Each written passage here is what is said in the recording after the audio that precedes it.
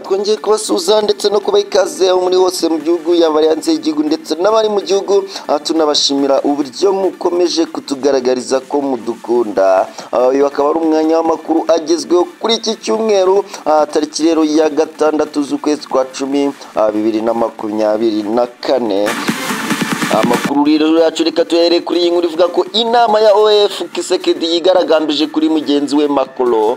Amakuru rero aturuka mu gihugu cy'Ubufaransa avuga ko Perezida Félix Antoine Kisekedi wa Repubulika Iharanira Demokarasi ya Kongo yigaragambije kuri mugenzi we Emmanuel Macron.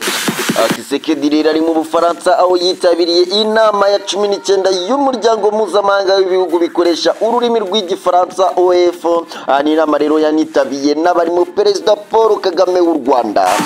Ku gatanu rero tariki ya 4 Ukwakira nibwo Perezida Emmanuel Macron yayoboye umuhango wo gufungura ku mugaragaro iriya nama.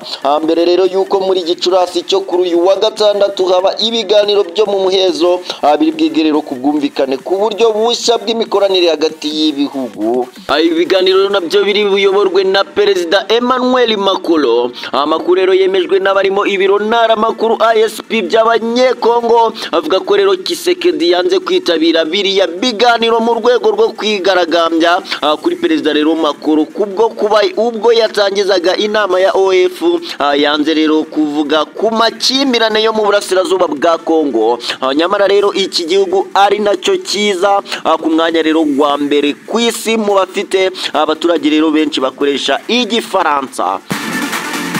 Ni Perezida Macron rero kuwa 5 wamaganye intambara ziri mu bice bitandukanye by'isi, by'umwihariko rero iyo muri Israel irwanamo n'imitwe yo mu bihugu bya Palestine na Libani.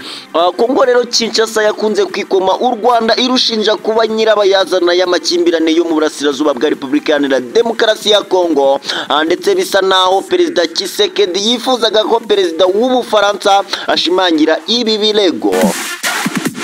Ubwa mbere rero abayobozi ba Kongo bigaragambiriza muri iriya nama ya OEF ngo kuko rero no mu Gushyingo 2022 ubwo Ideliba muri Tunisia rero haberaga inama ya 19 y'uriya muryango, Jean Michael rero Somalukonde wari minisitiri w'intebe wa Repubulika Iharanira Demokarasi ya Kongo akanga kujya mu ifoto y'urwibutso y'abakuru b'ibihugu rero n'abaza guverinoma bari bitabiriye iriya nama. Ibi rero ngo akaba yarabitewe no kuba harimo Perezida Paul Kagame w'u Rwanda. Rero zacu zakadasohoka reka amakuru yacu tuyakomereze kuri inkuru ivuga ko Trump agira inama Netanyahu yo kurasa vuba Iran rero no mu bice byayo biteye ubwoba. Donald Trump rero uri mu bashaka kuyobora Amerika mu ishyaka ry'abarepublikane yavuze ko Netanyahu akwiye kurasa inganda za Iran zikora ibisasu bya kirimbuzi, ibindi bikaza nyuma. Ibi rero bivuze nyuma y'igihe gito Iran irashe misile 200 kuri Israel, nyinshi rero zikahanurirwa mu kirere ariko zikagira nabo zihitana. Mbere rero yuko Iran irasa muri Israel amahanga yari yayikomakumye ngo rero itarasa bikaba nko gukoma rutenderi kuko umujinya wa Israel muri iki gihe ari mwinshi. Amahanga rero yavugaga ko Iran yabyirinda kuko byazayiteza ingaruka mbi cyane, ariko rero Iran yo yabyimye amatwi. Muri misile rero 200 zarashwe muri Israel, izigera rero ku 181 zahanuwe rero zitaragera ku butaka. Ubwongereza na Amerika rero biri mu bihugu byabigizemo uruhare. Donald Trump we asanga rero igihe kigeze ngo minisitiri w'intebe rero wa Israel ategeke ingabo ze kurasa rero ku nganda za Iran zikora intwaro za kirimbuzi. Yagize ati rero Israel ikwiye gusenya inganda za Iran zikora intwaro za kirimbuzi, ikabikora rero vuba kandi hakiri kare, hanyuma rero ibindi tukazafatanya kubyirengagiza. Yabivugiye rero mu kiganiro yagejeje ku bari baje kumva uko yiyamamaza muri Koloniya ya ruguru. Wari rero umuhuza w'amagambo yamubajije icyo atekereza ku buryo Biden ari kwitwara mu ntambara ya Israel ihanganyemo rero na Hezbollah isanzwe ifashwa na Iran. Undi rero asubiza ko Biden ari gukerereza Israel. Yavuze rero ko abaye ari we ubigena yabwira Israel igakora icyo yise ikibanze, aricyo rero kurasa uruganda rwa Iran ikoresha mu gukora ibisasu bya kirimbuzi. Biden we rero asanga mbere yo kurasa ziriya nganda ari ngombwa rero kubanza gutekereza kabiri.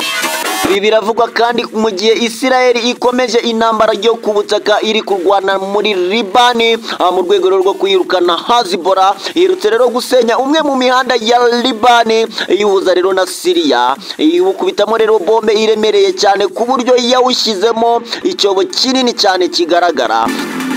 Ishami rero ry'umuryango w'abibumbye ryita ku buzima World Health Organization rero rivuga ko imirwano yabaye mu masaha 24 ashize yaguyemo rero abakozi 28 bo kwa muganga.